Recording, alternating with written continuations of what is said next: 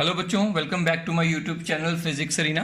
और आज हम एक इम्पॉर्टेंट टॉपिक डिस्कस करेंगे जिसका नाम है conversion of galvanometer into ammeter. तो आज इसको समझते हैं कि एक गैल्वेनोमीटर को एमीटर में कैसे कन्वर्ट करते हैं। पर सबसे पहले हम ये तो समझ लें कि एमीटर करता क्या है। एमीटर का बच्चों पूरा नाम है एम्पेयर मीटर। एम्पेयर मीटर वो डिवाइस है जो करंट को मेज़र करता है। तो फिर गैल्वेनोमीटर क्या है?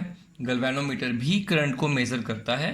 तो बेसिकली हर एक एमीटर गैल्वेनोमीटर ही होगा, लेकिन गैल्वेनोमीटर की जो रेंज है वो कम होती है। ये भी करंट मेज़र करेगा, लेकिन इसकी रेंज जो होगी वो कम रेंज होती है। इस वजह से हमें रेंज को इंक्रीज करना पड़ता है। मतलब हो सकता है आपका गैल्वेनोमीटर जो है वो सिर्फ 30 माइक्रो अम्पेयर तक का, मतलब 0 माइक्रो अम्पेयर से या 0 अम्पेयर से 30 माइक्रो अम्पेयर तक का करंट ही मेज़र कर पाए, तो इसका रेंज बहुत कम है। तो अगर हमें किसी गैल्वेनोमीटर की रेंज को बढ़ाना है और बढ़ाने के बाद जो हमें मिलेगा उसे हम एमीटर कहेंगे। तो आपको समझ में आ गया होगा कि अगर एक गैल्वेनोमीटर को एमीटर में कन्वर्ट करना है तो इसका मतलब ये होगा कि हमें इस गैल्वेनोमीटर की रेंज को बढ़ाना है। रेंज को जब बढ़ा लेंगे तब हम उसे एमीटर कहेंगे। तो बेसिकली हमें रेंज को बढ़ाना सीखना है। तो चलिए बच्चों इस बात को समझते हैं। तो देखिए, मान लेते हैं हमारे पास यहाँ पर एक गैल्वेनोमीटर है। हमने गैल्वेनोमीटर यहाँ पे लगाया इस तरह से। इसका रेजिस्टेंस G है और इसमें जो मैक्सिमम करंट फ्लो कर सकता है वो है IG। मतलब जब इसका फुल स्केल डिफ्लेक्शन होगा उस समय IG करंट फ्लो कर रहा होगा। जो मैक्सिमम करंट ये मेज़र कर सकता है वो IG है। इससे ज़्यादा करंट अगर इसमें से फ्लो करवाएंगे तो ये डैमेज भी हो सकता है।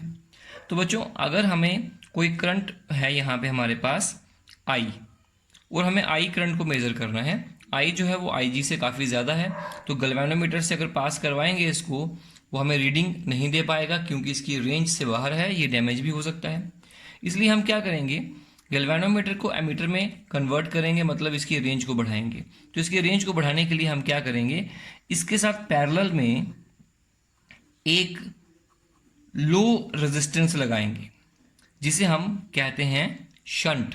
This is called shunt. Basically बच्चों शंट कौन है? तो हम कह सकते हैं शंट सलमान खान है। अब आप कहेंगे ये कैसे हो गया? तो कहेंगे शंट जो है वो बॉडी गॉड होता है, बॉडी गॉड। तो आपने अब समझ गए होंगे मैं इसको क्यों बोल रहा हूँ सलमान खान। तो बेसिकली शंट एक लो रेजिस्टेंस होता है और इसको हम गैल्वेनोमीटर के पैरेलल में लगाते हैं। तो जैसे ही इसको लगाया तो ये जो हमारे पास बना इन दोनों का कॉम्बिनेशन, इसे हम कहेंगे ammeter. This is called ammeter. ये हमारा एमीटर हो गया। अब बात ये है कि इसको लगाने से ये एमीटर कैसे हुआ। कहने का मतलब ये भी हो सकता है कि हमने गैल्वेनोमीटर की रेंज को बढ़ा दिया, अब ये ज़्यादा बड़े करंट को भी मेज़र कर सकता है। बट कैसे, चलिए इस बात को समझते हैं। देखिए बच्चों, मान लेते हैं हमें I करंट को मेज़र करना है। मतलब हम चाहते हैं कि एक ऐसा मीटर बने जो मैक्सिमम I करंट को मेज़र कर पाए। तो यहाँ से करंट आया, मान लीजिए I करंट जब यहाँ इस पॉइंट पे पहुँचेगा, यहाँ से करंट कुछ पार्ट इसका ऊपर को जाएगा, यहाँ को डिवाइड होगा, और कुछ पार्ट यहाँ जाएगा। अब जब पीछे से I आ रहा है तो हम यहाँ पे IG को अलो करेंगे। मतलब आपने यहाँ से करंट को डिवाइड करना है, तो डिवाइड इस रेशो में करिए कि यहाँ पे सिर्फ IG करंट आए और बाकी सारा करंट इस तरफ से फ्लो करे। आप जानते हैं कि करंट जो है वो रेजिस्टेंस को देख के फ्लो करता है। अगर इधर रेजिस्टेंस कम है इधर को ज़्यादा जाएगा, जहाँ रेजिस्टेंस ज़्यादा होगा वहाँ को कम जाएगा। अब हमने क्या करना है, देखिए यहाँ से पीछे से टोटल करंट आ रहा था I, इधर गया IG, और यहाँ पे कितना जाएगा I माइनस IG, जो रिमेनिंग बचा। यहाँ से I माइनस IG यहाँ से आएगा, यहाँ से IG आएगा, फिर से कितना हो जाएगा I। अब बच्चों यहाँ कितना जाएगा, यहाँ कितना जाएगा, ये कैसे डिसाइड होगा? तो ये इन दोनों की रेशियो से डिसाइड होगा। आप जानते हैं I1 upon I2 equal to R2 upon R1। ये रेशियो आपने सुना होगा, मैं आपको फिर से बताता हूँ इसके बारे में, एक बार समझ लीजिएगा ये फंडा क्या है। देखिए मान लीजिए हमारे पास यहाँ से करंट फ्लो कर रहा है आई, और एक रेजिस्टेंस इस तरह से लगा है, दूसरा उसके पैरेलल में लगा है इस तरह से, और यहाँ से करंट बाहर निकलेगा। यहाँ से ऊपर से करंट गया I1 और यहाँ करंट डिवाइड हुआ I2। ये करंट के दो पार्ट हुए I1 I2। इसका रेजिस्टेंस है R1, इसका रेजिस्टेंस है R2। अब बताइए इन दोनों रेजिस्टेंस के अक्रॉस जो पोटेंशियल डिफरेंस होगा वो सेम होगा बिल्कुल, क्योंकि पैरेलल में है। तो इसका पोटेंशियल डिफरेंस कितना होगा, तो कहेंगे I1 R1, और इसका पोटेंशियल डिफरेंस कितना होगा I2 R2, और दोनों कैसे होने चाहिए, बराबर होने चाहिए बिल्कुल। एंड दिस इम्प्लाइज, यहाँ से हम क्या कैलकुलेट कर सकते हैं कि यहाँ से आएगा I1 upon I2 equal to R2 upon R1। मतलब जिस तरफ करंट, अगर I1 अगर रेजिस्टेंस ये ज़्यादा है तो इस तरफ करंट जो होगा वो कम होगा, और अगर रेजिस्टेंस स्मॉल है इधर को करंट जो होगा वो ज़्यादा होगा। मतलब कहने का ये हुआ कि करंट जो है वो रेजिस्टेंस की जो रेशो होगी उसी रेशो में डिवाइड होगा। तो इसी वजह से हम क्या करेंगे, हम यहाँ पे फिर से आते हैं वापस। अब शंट की ऐसी वैल्यू एडजस्ट करो कि पीछे से जब आई करंट आए तो उसमें से इस तरफ सिर्फ IG जाए, बाकी जो है वो यहाँ से पास करे। तो हम इसको कैलकुलेट कर सकते हैं। देखिए किस तरह से करेंगे। आप जानते हैं इसके अक्रॉस जो पोटेंशियल डिफरेंस होगा और जो इसके अक्रॉस पोटेंशियल डिफरेंस होगा वो दोनों सेम होंगे, because both are in parallel. तो हम यहाँ पे नोट कर सकते हैं कि I minus IG into S, this is the potential difference across shunt, equal to इसके अक्रॉस पोटेंशियल डिफरेंस कितना होगा, current multiply resistance IG into G। ये इक्वेशन बनी। यहीं से हम S निकाल सकते हैं, that is IG upon I minus IG into G। तो बच्चों ये वैल्यू निकल गई हमारी शंट की। तो इस वैल्यू का शंट आप अगर लगाते हैं यहाँ पे तो आपका गैल्वेनोमीटर जो है वो एमीटर में कन्वर्ट हो जाएगा।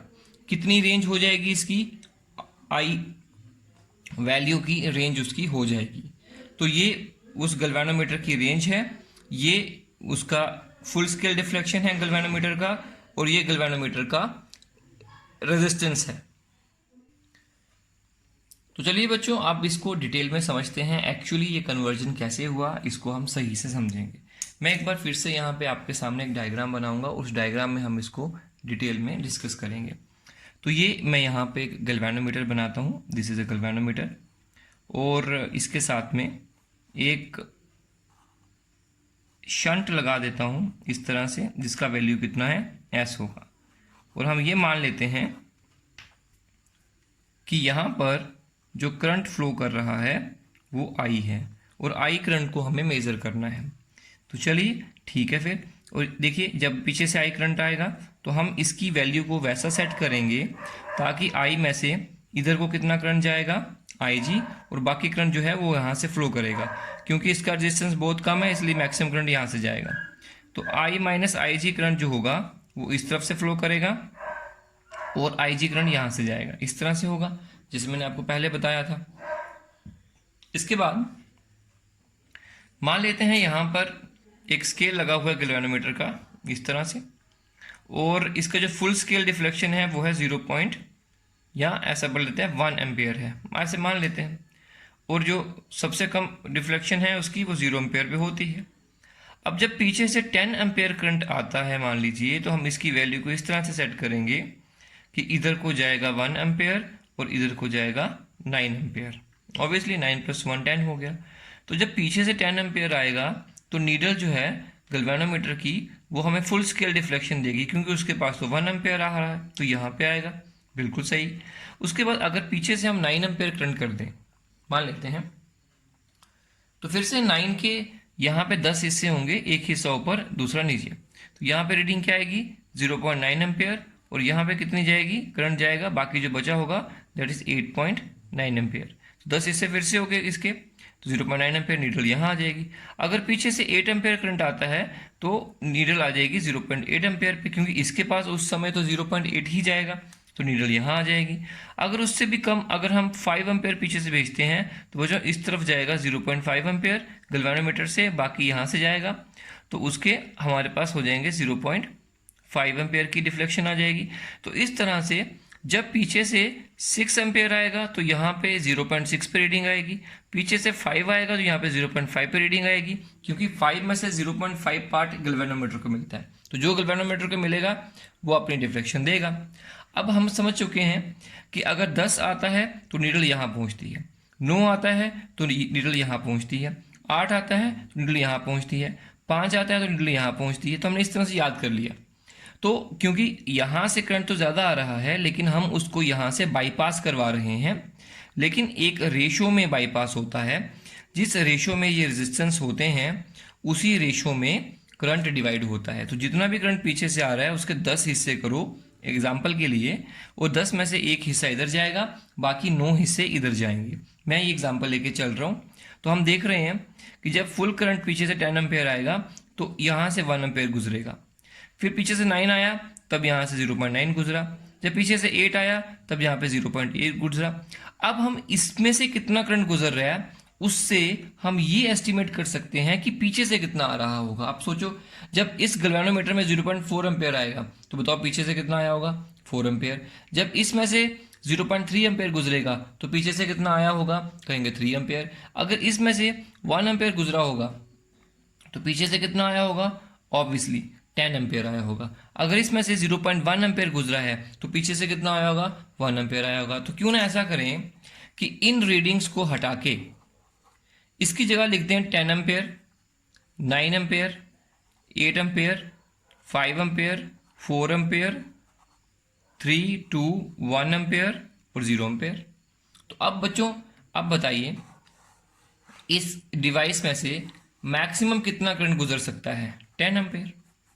और जब 10 एम्पेयर गुजरेगा तो नीडल यहाँ आएगी, तो हमने यहाँ पे लिख रखा है 10 एम्पेयर। जब इसमें से 9 एम्पेयर गुजरेगा तो नीडल यहाँ आएगी, जब यहाँ से 5 एम्पेयर गुजरेगा नीडल यहाँ आएगी, जब यहाँ से 4 एम्पेयर गुजरेगा नीडल यहाँ आएगी, जब 3 एम्पेयर गुजरेगा यहाँ आएगी। मतलब अब इस सिस्टम में से 10 एम्पेयर मैक्सिमम करंट पास कर सकता है।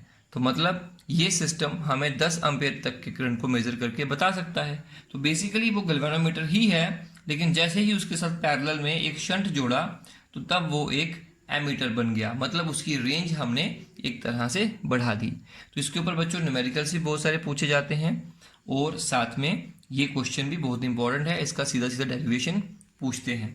इसके अलावा मैं आपको बता दूं अभी इसके बाद इसमें डेरिवेशन बस यही निकालनी है कि शंट की वैल्यू कितनी होगी, that is I G upon I minus I G into ji.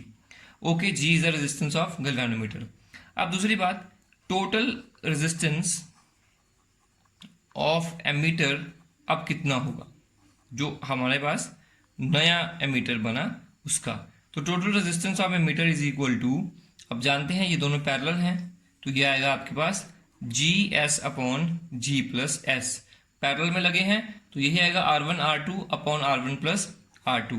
This is the resistance. तो बच्चों पहले गैल्वेनोमीटर का रेजिस्टेंस ज़्यादा था, लेकिन जब उसका शंट जोड़ा तो उसका रेजिस्टेंस जो है वो बहुत कम हो गया है। क्यों? क्योंकि जब भी हम दो रेजिस्टेंसेस पैरेलल में जोड़ते हैं, मान लो ये 5 ओम का है और ये भी 5 ओम का है, तो आप जानते हैं इनका जो इक्विवेलेंट रेजिस्टेंस होगा मिला के वो 2.5 ओम आएगा, मतलब इनकी वैल्यू से कम आएगा। अब गैल्वेनोमीटर का रेजिस्टेंस ज़्यादा था, लेकिन जो एमीटर बनाया उसका रेजिस्टेंस उससे भी कम होता है। मैं आपको एक बात सिंपल बता देता हूँ, resistance of an ideal ammeter is 0। मतलब एक आइडियल एमीटर वो है जिसका रेजिस्टेंस 0 हो। तो प्रैक्टिकली आप जानते हैं ऐसा कोई गैल्वेनोमीटर या ऐसा कोई एमीटर नहीं हो सकता जिसका रेजिस्टेंस 0 हो, क्योंकि आप जानते हैं गैल्वेनोमीटर के अंदर कॉइल लगी होती है कॉपर की, उसमें से जब करंट पास करेगा तो रेजिस्टेंस तो होगा ही। तो you never make resistance equal to 0 of ammeter और गैल्वेनोमीटर। इसलिए आइडियल तो हम कभी अचीव नहीं कर सकते, बट हम एक बात को ज़रूर समझ सकते हैं कि गैल्वेनोमीटर को हम हमेशा सीरीज में लगाते हैं किसी भी सर्किट में जहाँ पे हमें करंट को मेजर करना है। दूसरी बात हमें इसमें ये भी समझनी है कि एक गैल्वेनोमीटर या एक एमीटर अगर उसका रेजिस्टेंस 0 है तो वो आइडियल क्यों बना, मतलब ऐसा वो क्या कर रहा है कि वो आइडियल हो गया। मान लीजिए बच्चों हमारे पास एक सर्किट है, ये सर्किट कुछ इस तरह का है, ये एक रेजिस्टेंस मैं यहाँ पे लगाता हूँ, मान लीजिए ये 10 ओम का है, और इसके साथ में यहाँ पर एक हम बैटरी अटैच कर देता है, और बैटरी के साथ हम यहाँ पे इस तरह से इसको जोड़ देते हैं। अब देखिए बच्चों, यहाँ पे मान लीजिए इसको ये जुड़ा हुआ है, बाद में मैं मीटर लगाऊंगा यहाँ पे, तो ये 100 वोल्ट की बैटरी है, ये भी एग्जाम मान लेते हैं। तो बताइए इस सर्किट में 10 ओम का रेजिस्टेंस है, तो करंट कितना फ्लो करेगा, तो कहेंगे V upon I equal to R, and I equal to V upon R, that is 10 ampere. अब इस सर्किट में 10 एम्पेयर करंट फ्लो कर रहा है। अब मैंने क्या किया, मैंने एक एमीटर यहाँ पे लगा दिया, एमीटर सीरीज में लगाया देखिए, और एमीटर का पॉजिटिव जो है वो बैटरी की पॉजिटिव वाली साइड रखा, और एमीटर का नेगेटिव जो है वो बैटरी की नेगेटिव साइड रखा। याद रखिएगा जो एमीटर होता है, एमीटर में 2 टर्मिनल्स होते हैं, इस तरह से एमीटर होगा, यहाँ पे नीडल होगी, यहाँ पे रीडिंग्स लिखी होंगी उसकी। 2 टर्मिनल्स होते हैं, एक रेड होता है, एक ब्लैक होता है। तो रेड वाले को पॉजिटिव कहा जाता है, ब्लैक वाले को नेगेटिव कहा जाता है। अब दूसरी इंटरेस्टिंग बात यह है कि यहाँ से प्लस और माइनस का मीनिंग क्या है। मीनिंग ये है कि करंट जो इसमें से पास करवाएंगे तो आपने एंट्री करवानी है रेड से और एग्जिट करवाना है ब्लैक से। तो बेसिकली ये मतलब होता है रेड और ब्लैक का। हम उसको पॉजिटिव नेगेटिव कह सकते हैं। पॉजिटिव का मतलब इन होने दो, नेगेटिव का मतलब बाहर जाने दो। तो हमें एमीटर को इस तरह से सर्किट में जोड़ना है कि करंट जो है वो पॉजिटिव टर्मिनल से एंटर करे और नेगेटिव टर्मिनल से निकल जाए। तो इसका मतलब यही होता है कि बैटरी के पॉजिटिव वाली साइड लगाओ इसका पॉजिटिव, और बैटरी की नेगेटिव वाली साइड लगाओ एमीटर का नेगेटिव।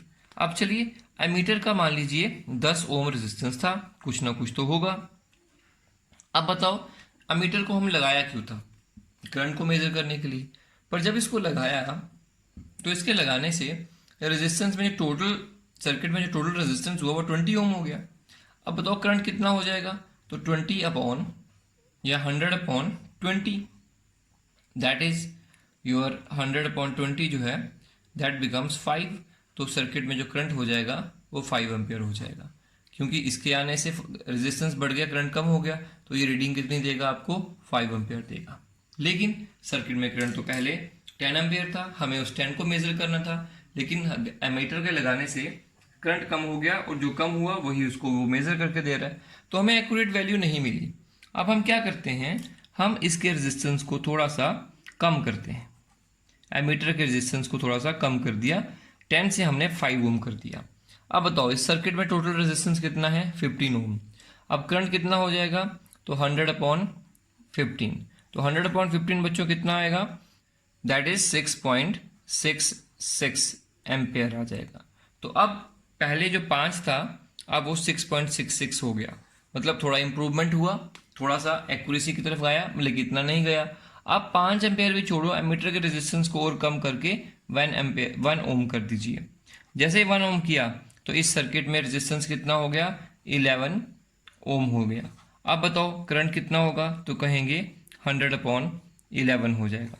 100 अपॉन 11 का जो वैल्यू होगा आप आइडिया लगा सकते हैं कि अगर 100 अपॉन 10 करेंगे, यू नो 9 पॉइंट समथिंग इसका वैल्यू आएगा। मान लीजिए 9.1 एम्पेयर आ गया, तो आप लिखते हैं 9.1 एम्पेयर।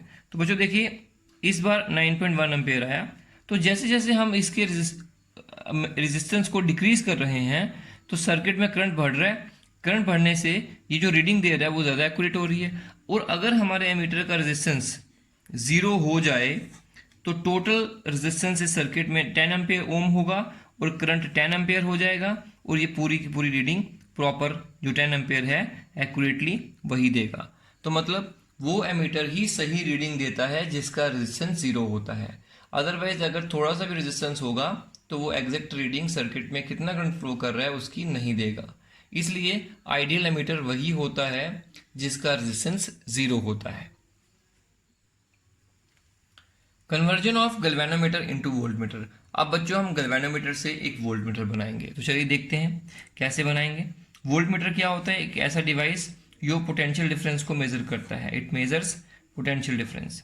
ओके, अब देखिए कैसे कन्वर्ट करेंगे, बहुत सिंपल है ये भी।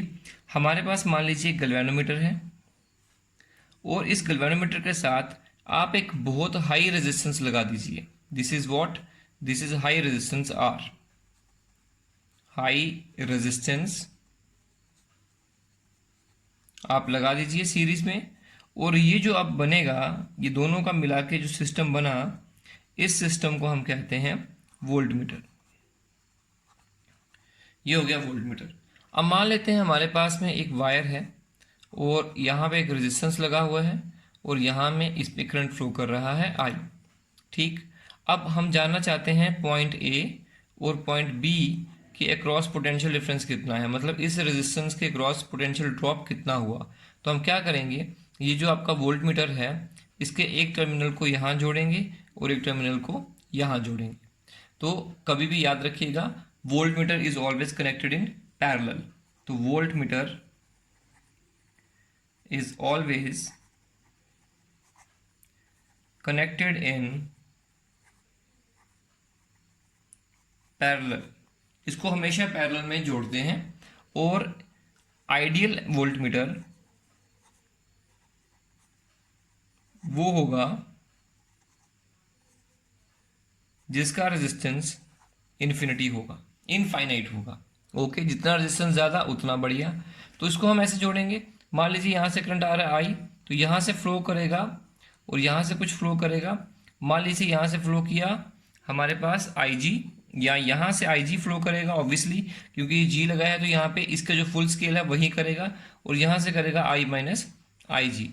तो बच्चों देखिएगा, यहाँ पे हम एक चीज़ देख सकते हैं, इसका टोटल रेजिस्टेंस कितना है, total resistance of volt meter equal to G plus R, क्योंकि दोनों सीरीज में लगे हैं तो वोल्ट मीटर का टोटल रेजिस्टेंस आया G plus R. Now by Ohm's law,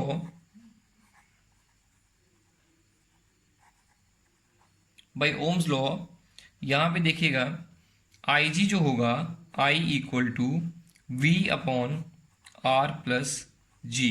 मान लीजिए यहाँ का जो पोटेंशियल डिफरेंस इनके क्रॉस आएगा वो वी आएगा, तो यहाँ इसके क्रॉस जो पोटेंशियल डिफरेंस होगा वो वी है, तो इसके अक्रॉस जो पोटेंशियल डिफरेंस होगा वो भी वी होगा, क्योंकि ये दोनों आपस में, ये सिस्टम और ये सिस्टम आपस में पैरेलल में है। तो जो पोटेंशियल डिफरेंस यहाँ होगा वही यहाँ आएगा। अब यहाँ कितना आएगा तो आप यहाँ से निकाल सकते हो, v equal to I G multiply R plus G, मतलब v equal to I G multiply R plus ji.